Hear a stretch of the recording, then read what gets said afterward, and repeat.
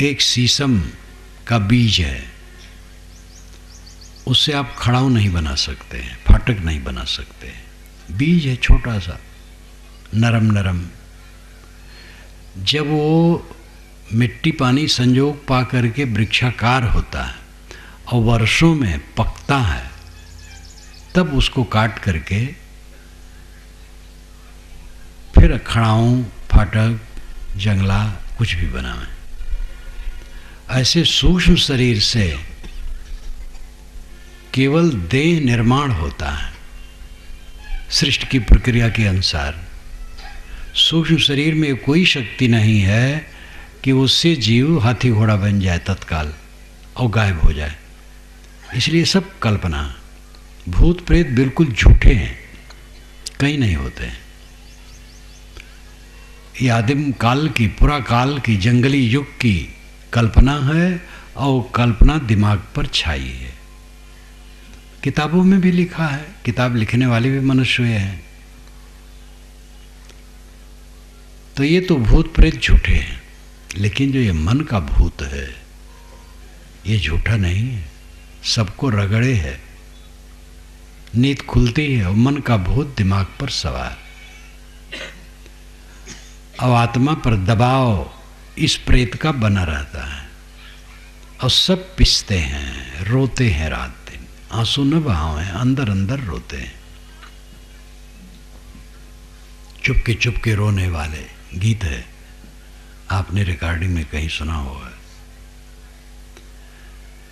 अंदर अंदर सब रोते हैं। प्रेत आत्मा, प्रेत का आत्मा पर दबाव, यानी मानसिक विकारों का मनुष्य पर दबाव। अब अपने भ्रम से ये मानसिक विकार पैदा होते हैं और अज्ञान बस, मोह बस, मूढ़ता बस, अहंकार बस, उसको हम ढोते हैं। है कुछ नहीं, लेकिन बड़ा भयंकर है।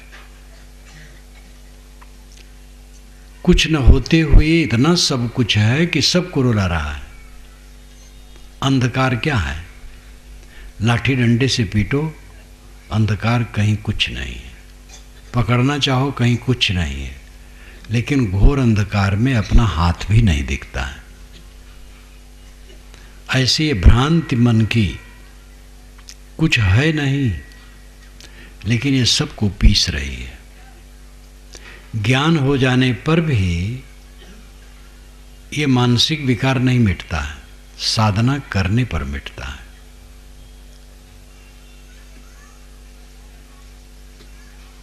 ज्ञान हो जाना जान भर लेना है। जब साधना की जाएगी तब वो विकार मिटेगा। और साधना लोग नहीं करते हैं, इसलिए जानकार लोग भी कहते महाराज क्या करें, मन में शांति नहीं मिलती है। ये मानसिक भूत प्रेत समाधि में समाप्त होते हैं, पूरी समाधि में समाप्त होते हैं। ध्यान समाधि, जब पूर्ण समाधि लगती है, मन निर्विकल्प हो जाता है, शून्य, संकल्प शून्य, तब ये भूत प्रेत, मन के भूत प्रेत समाप्त हो जाते हैं। लेकिन समाधि से उठो तो ये भूत प्रेत फिर चढ़ बैठेंगे। इसलिए ऐसा अभ्यास करो कि समाधि के बाद भी समाधि का असर हरदम बना रहे।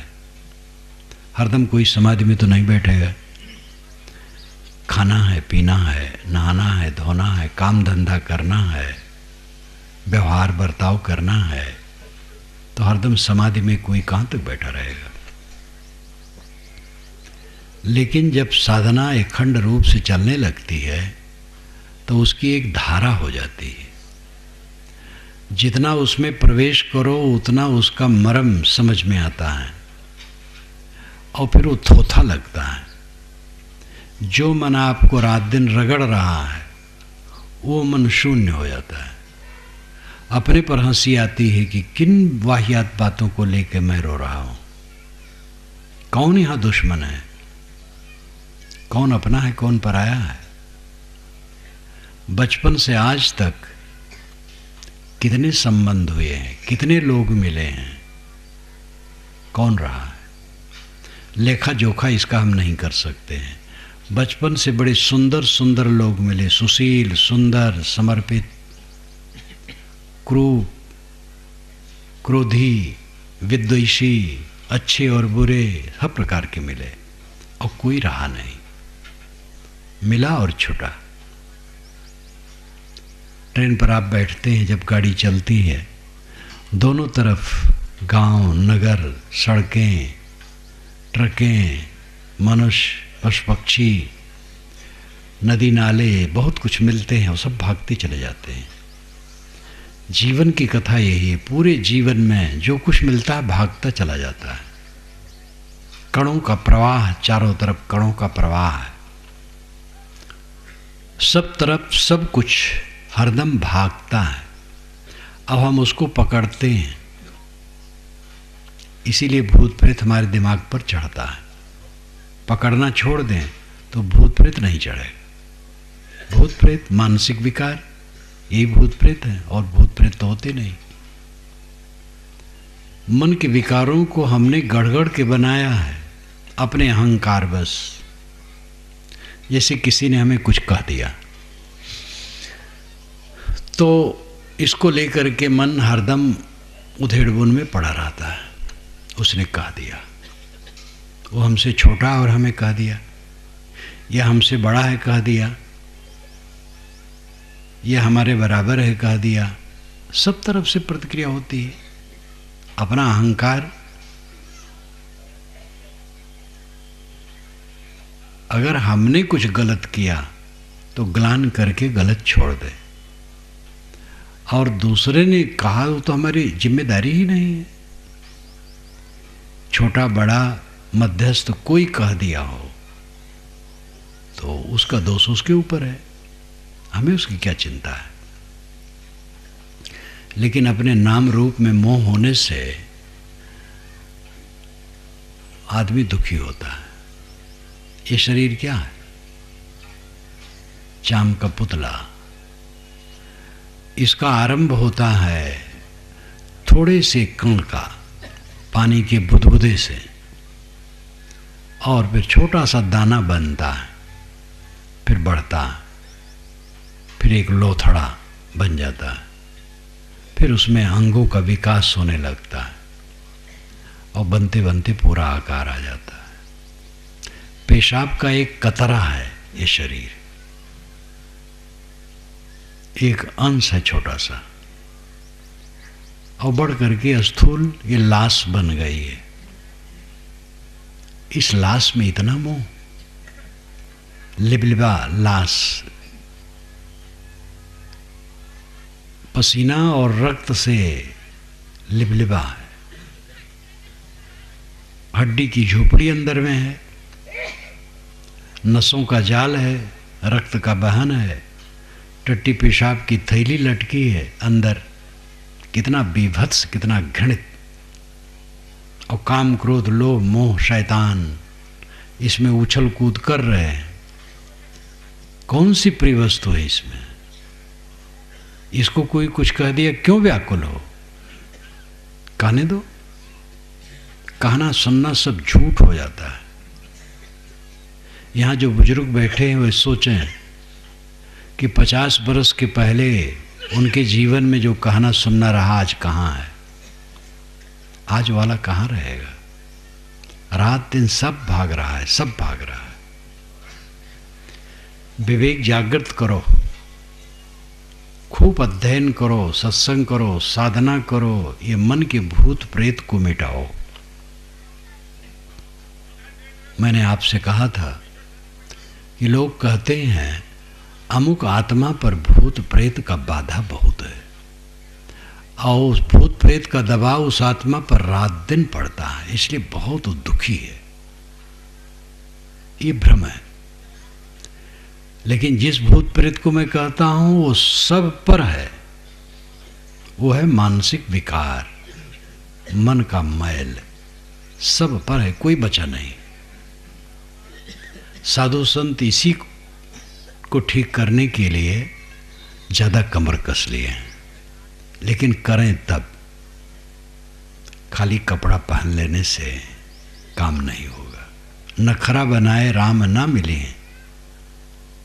कपड़ा पहन लेने से वो दशा नहीं आएगी, करना पड़ेगा। अपने मन के भूत को सब झाड़ो। आप क्यों दुखी हो? मन के भूत के कारण, लड़के के कारण नहीं। लड़का ने ऐसा कह दिया, अब हौल हौल करके मन में वही आ रहा है। साल भर के पहले कहा था, अब आज भी मन पीड़ित है। इस रोग को कौन मिटाएगा? पत्नी ने कह दिया, पुत्र ने कह दिया, पति ने कह दिया, भाई ने कह दिया, पिता ने कह दिया, गुरु ने कह दिया, शिष्य ने कह दिया, पड़ोसी ने कह दिया, समधी ने कह दिया। जिसके मन में जो होगा कह देगा। सबके अंदर में तो शैतान भरा है, सब मदिरा पी करके डाउन है। जो पानी की मदिरा है उसका नशा थोड़े समय में उतर जाता है, और जिस मदिरा को हम सब देहधारी पिए हैं, ये मदिरा का नशा कभी उतरता नहीं है, बस थोड़ा सा अप डाउन होता है। थोड़ा ठंडा हो गया, थोड़ा उग्र हो गया, लेकिन ये नशा सब समय रहता है। और इस नशा को मारने ही से ख़त्म होगा, अपने से ख़त्म नहीं होगा। जन्म जन्मांतर से मदिरा पी पी करके हमने खूब नशा जमा कर लिया है। अहंकार, शरीर का अहंकार, नाम का अहंकार, जाति वर्ण का अहंकार, पद प्रतिष्ठा का अहंकार, धन ऐश्वर्य का अहंकार, पूजता प्रतिष्ठा का अहंकार। नाम कहाँ तक लिया जाए? जिन जिन से हम अपने को जोड़ते वो सब का अहंकार, और ये सब की शराब पी करके बदहोश हैं, सब शराब से डाउन है। ऐसी स्थिति में किसी के मुख से कुछ निकल जाए, क्यों पीड़ित हो? दया करो। सब तो शराब पी के डाउन है, कुछ निकल गया, निकल गया, क्या बड़ी बात हो गई? मारपीट नहीं हुई, यही कुशल हुआ। अगर कोई पीट भी दे, सह लो। आप कहोगे महाराज कितना सहें? कोई पीटता रहे तो हम कब तक सहेंगे? कोई ऐसा पीटता नहीं, कभी कभार ऐसा हो जाता है, तो वहाँ जैसे योग्य हो कर लो, बच जाओ। कहीं ऐसी भी जरूरत पड़ती है कि पीटने वाला है तो पहले उसको पीट दिया। ये नीति की बात है, साधना की बात नहीं। साधना की बात है झुक जाना, और कोई ऐसा पीटता उठता नहीं है। कभी अपवादत स्वरूप ऐसा होता है कि बिना अपराध के कोई पीट दे। ज़्यादातर कहा कोई की बात है, वो तो रात दिन है, घर घर में है, और हर जगह है। जहाँ संबंध है वहीं है। सबका मन हरदम फोड़ा बना रहता है, फोड़ा जिसमें मवाद पकी हो, फूटा न हो। फोड़ा बहुत पीड़ित करता है। इसी प्रकार सबके मन में मवाद है, सबके मन में फोड़े हैं, और हरदम वो दुखाते रहते हैं। हर आदमी दुखी, हर आदमी दुखी, हर आदमी दुखी। ऐसा कभी मैं नहीं देखता हूँ कि घर में किसी के जाऊँ और कोई कहे साहब 8 लोग हैं, 7 लोग खाते हैं लेकिन हमें भोजन नहीं देते। 7 लोग कपड़े पहने और हम नंगे हैं। 7 लोग घर में रहते और हमें खदेड़ दिए हैं और बाहर पड़ा हूँ। ऐसा नहीं होता। सब खाते हैं, सब पहनते हैं और सब घर में रहते हैं। बस मन की बात है। मन के नाते सब दुखी।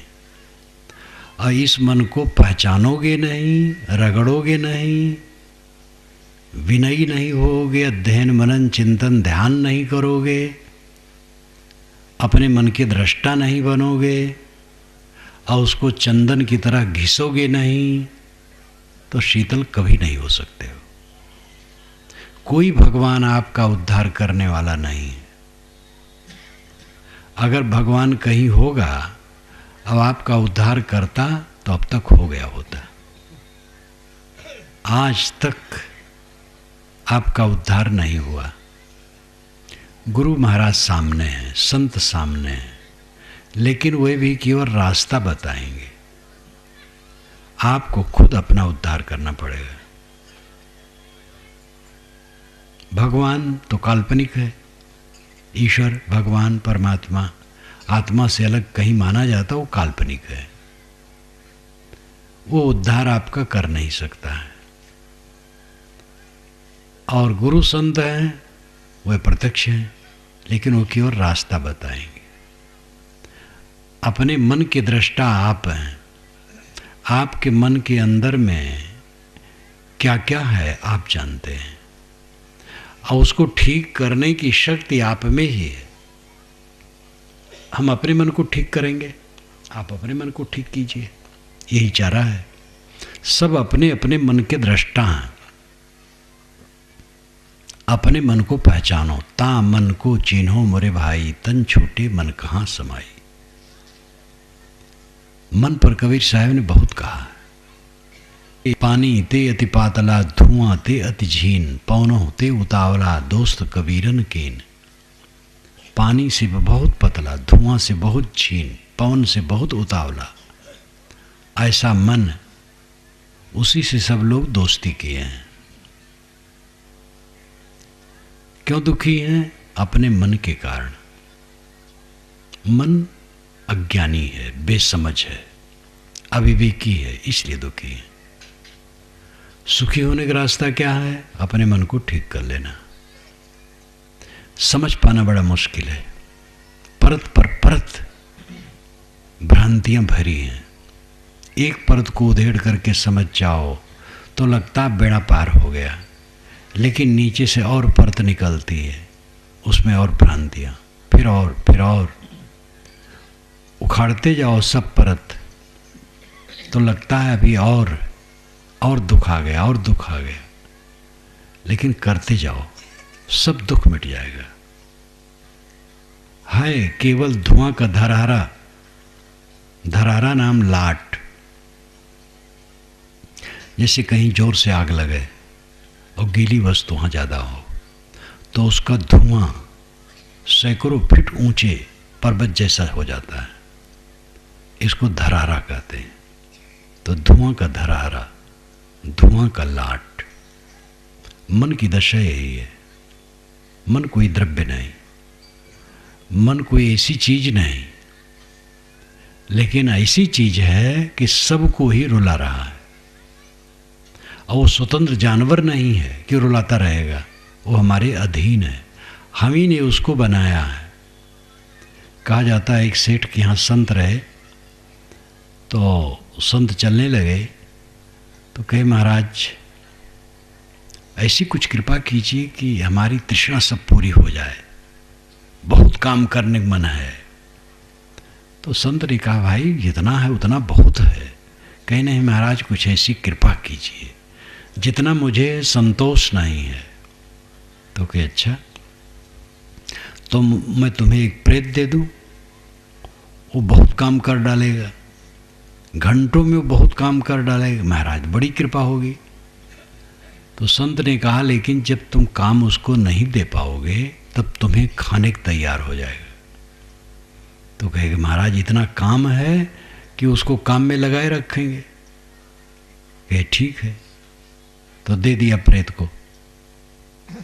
तो प्रेत खड़ा हुआ सामने। सेठ जी से कहा काम बताओ। तो काम बताया। जिस काम को महीनों में किया जा सकता था वो कुछ मिनटों में करके आ गया।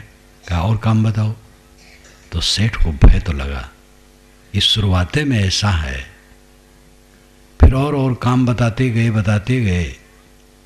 अब काम सब खत्म हो गया। तो कहा जाओ नगर भर का कचरा साफ कर दो।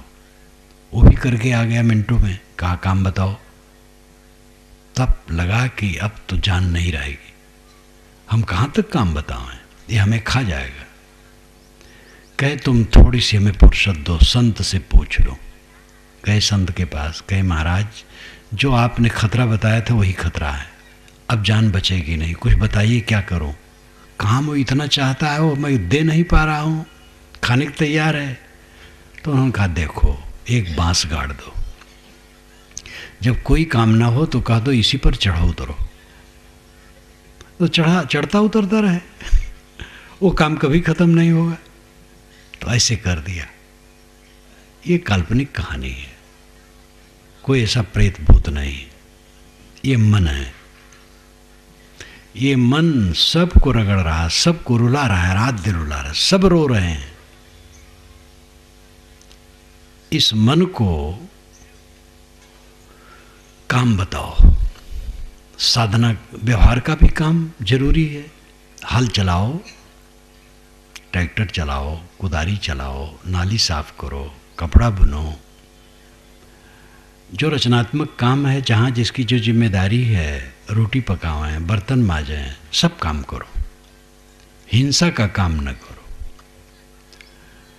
मुर्गी बेचने का धंधा न करो, बकरी बेचने का धंधा न करो, कसाई का काम न करो, नशा की चीज को बेचने का काम न करो।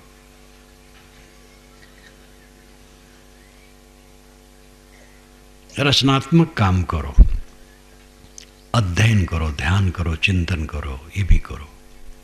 ऐसा धंधा न करो कि फुर्सतें न हो।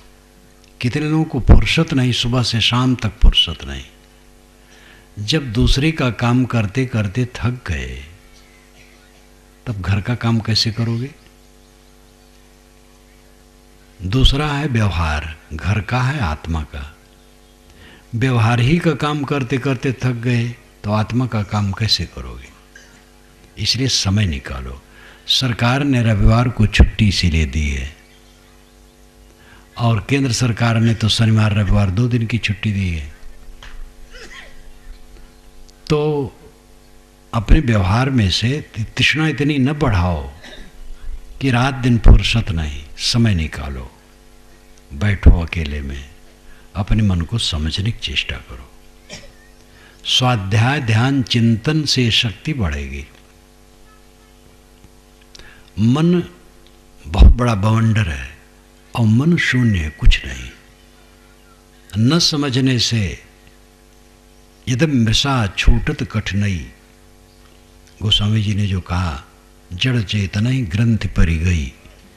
यदि मृषा छूटत कठिनाई, जड़ चेतन की गांठ पड़ गई है। जड़ चेतन की गांठ का मतलब नहीं है कि वो रस्सी की तरह दोनों हैं, एक में गठिया दिए गए हैं। अभिप्राय है कि चेतन को जड़ का मोह हो गया है, यही गांठ है।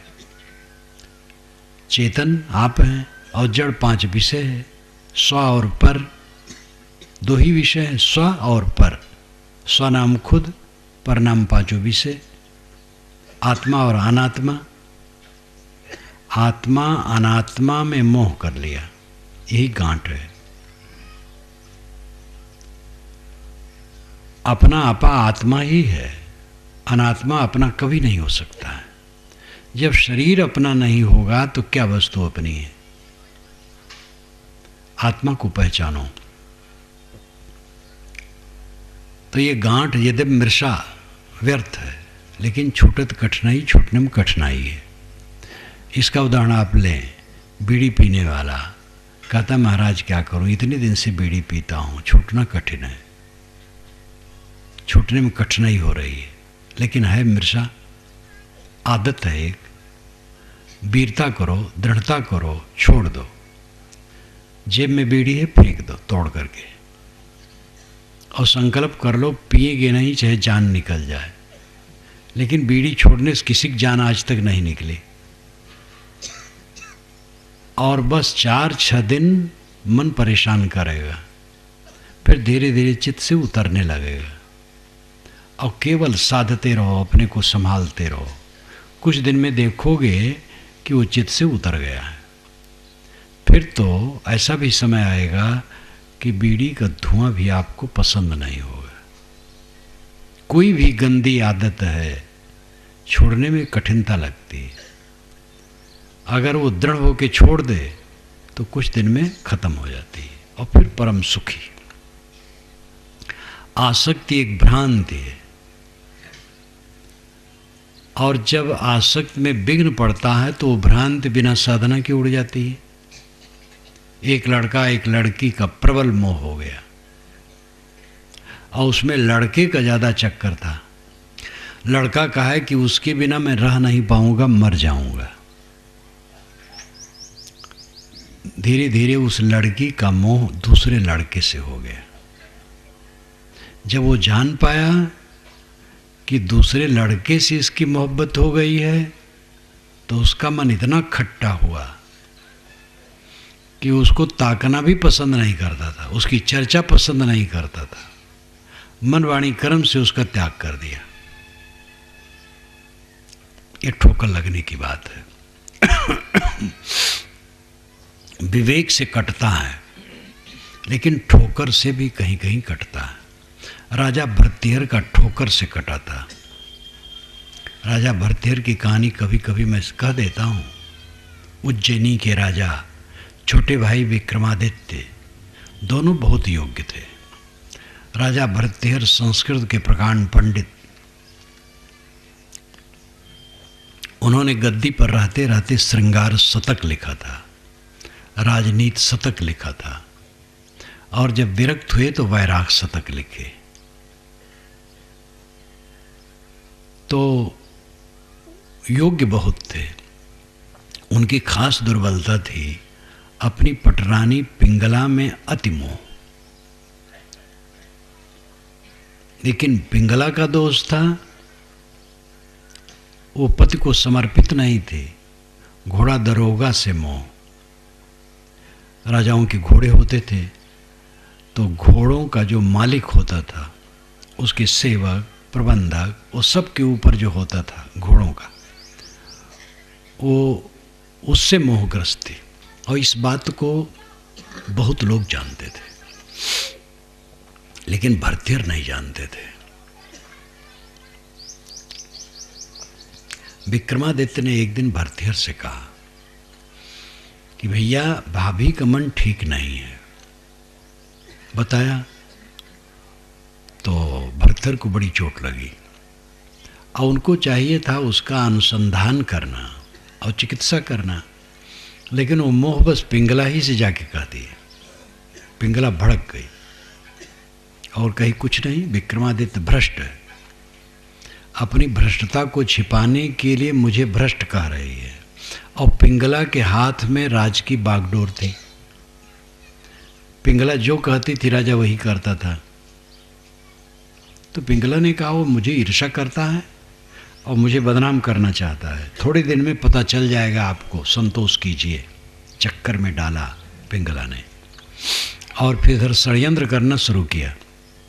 नगर के सेठ को बुलाया और कहा कि तुम ऑब्जेक्शन लगाओ विक्रमादित्य पर, ये तुम्हारी बहू को चाहते हैं।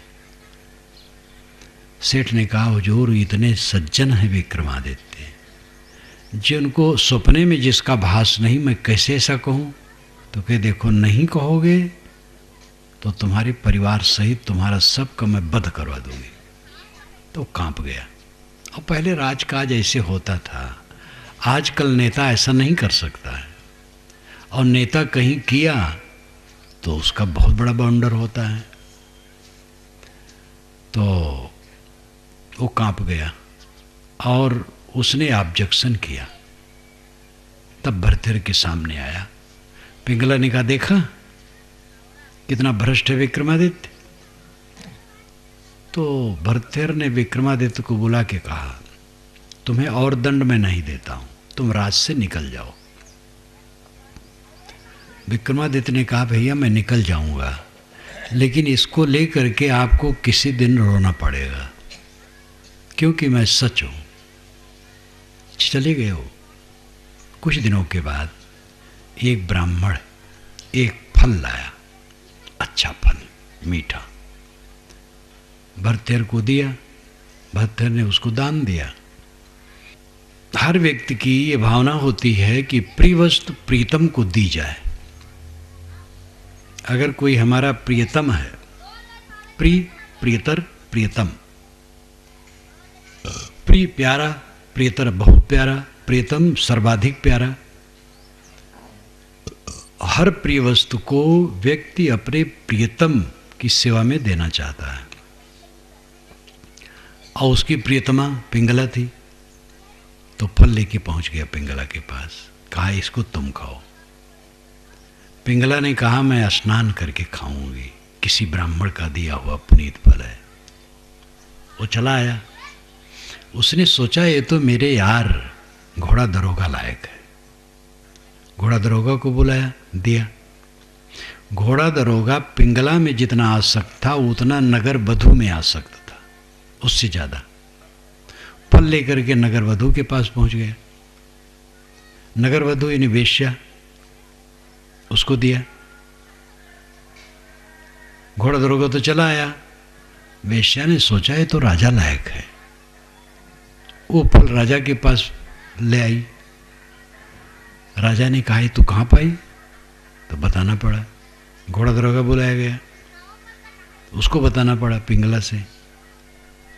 उसने फल रख लिया, पिंगला के पास गया, फल तूने खाया? कहे वो तो तभी खा गई। निकाल के दिखाइए कहाँ से आया। पिंगला बदहोश हो गई, समझ गई आज हमारी पोल पट्टी खुल गई। राजा चाहता पिंगला को मरवा देता, घोड़ा दरोगा को मरवा देता, कुछ नहीं किया। अपने कक्ष में आकर के ग्लान में डूब गया। विक्रमादित्य के विषय में पता लगाया तो निर्दोष थे। विक्रमादित्य के लिए राजा रोया, मंत्रियों से कहा विक्रमादित्य को जहां हो खोज के लाओ, उसको गद्दी बैठाओ। अब मैं एक दिन भी गद्दी पर नहीं रह सकता। विरक्त हो गए। वहीं पर उन्होंने यह श्लोक कहा, याम चिंतयामि सततम मयि सा विरक्ता, सापन्यमिच्छति जने सजनो अन्य सक्ता, अस्मत्कृते परितुष्यति काचिदन्या, धिक्ताम चा तम चा मदनम चा इमाम चा माम चा।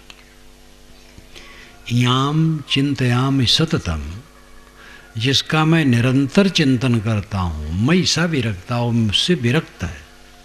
मैं पिंगला को रात दिन जपता हूँ और पिंगला मुझसे विरक्त है, घोड़ा दरोगा में फंसी है। याम चिंतयामि सततम मयि सा विरक्ता, सापन्यमिच्छति जने सजनो अन्य सक्ता। सा अपि, वह भी अन्य सक्ता, दूसरे में आ सकता है, यानी घोड़ा दरोगा वेश्या में आ सकता है। इसलिए धिक्ताम चा तम चा मदनम चा इमाम चा माम चा, उसको धिक्कार, उसको धिक्कार, उसको धिक्कार, मेरे को धिक्कार, और काम कीड़ा को धिक्कार। फिर उन्होंने कहा भोगे रोग भयम, कुले च्युत भयम, वित्ते नृपालाद भयम, माने दैन भयम, बलेरि भयम, रूपे जुराया भयम, शास्त्रे वादि भयम, गुणे खल भयम, काये कृतांताद भयम, सर्वम वस्तु भयान्वितम भूणाम वैराग्यम एवा भयम। भोग में रोग का भय, जवानी में बुढ़ापा का भय, धन में राजा चोर इत्यादि का भय है, और सब भय से भरा है। निर्भय वैराग पद है, तो ठोकर से उनको वैराग लगा। लेकिन फिर मेधावी पुरुष थे, विवेक जग गया, अखंड वैरागवान पुरुष हुए। उनका वैराग शतक ग्रंथ बहुत महत्वपूर्ण है, संस्कृत श्लोकों में है। ठोकर लगने पर भी ये अंधकार टूटता है, लेकिन टूट करके फिर जुट जाता है। किसी का विवेक जग जाए भरथेर की तरह तो एकदम टूट जाता है। विवेक से ही तोड़ना चाहिए।